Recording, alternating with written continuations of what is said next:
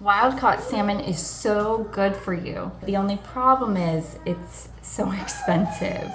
Come with me today. I'm going to show you how I take canned wild-caught salmon and turn it into a nourishing meal that your kids are going to love, just like mine. When you don't have anything prepped for lunch, this is a really easy recipe that my kids love that's full of omega-3 fatty acids. And fresh salmon can be expensive, and where we live, we can't get fresh wild-caught salmon. So this is a nice way to be able to have wild-caught salmon just canned, and it's a total lifesaver. My kids love it, and it's a great go-to meal.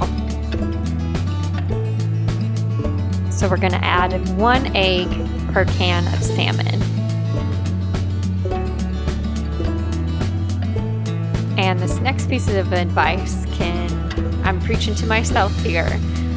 It can be hard sometimes, especially if you're a perfectionist or you like a really tidy kitchen, to let your kids step in and help. But it is so important because our job as moms is to teach and train our children.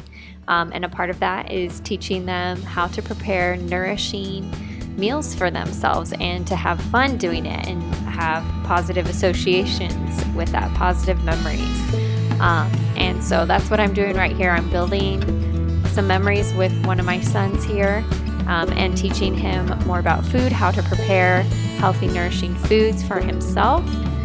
This is a productive mess we are making. So whenever you see messes, don't become discouraged.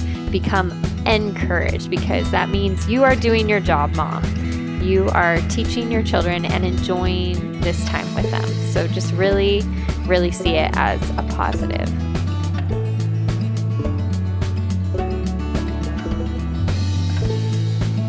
Added so far, we have the salmon, we have the eggs.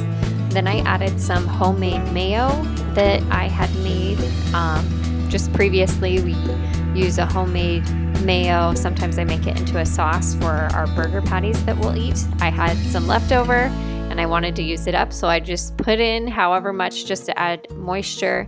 And now we're just adding different things to spice up the flavors. So I added some parsley, and here we're adding some lemon. But you can really just go with the flow. Be creative, add whatever you have on hand. It doesn't have to follow an exact science here.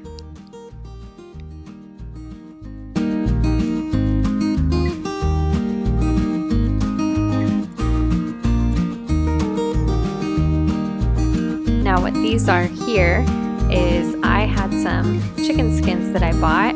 I roasted them, cooked them in the oven so they got nice and crispy. We ate a whole bunch of those one day, just with some salt and pepper on them. But I did have some leftovers, so I blitzed them up, and essentially I'm using them kind of as like a replacement for a breadcrumb. And I thought, you know what? I'm just gonna throw them in this, see if it adds a little bit of a crunch. It didn't add a ton of a crunch. They weren't that crunchy to start out with.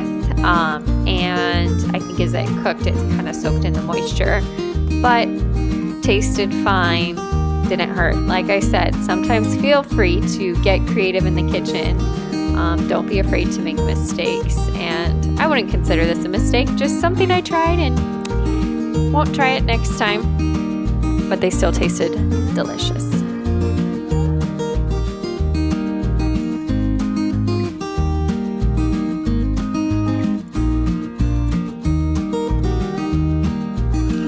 Here we're frying them up on my trusty cast iron pan. I use this for everything, almost every meal.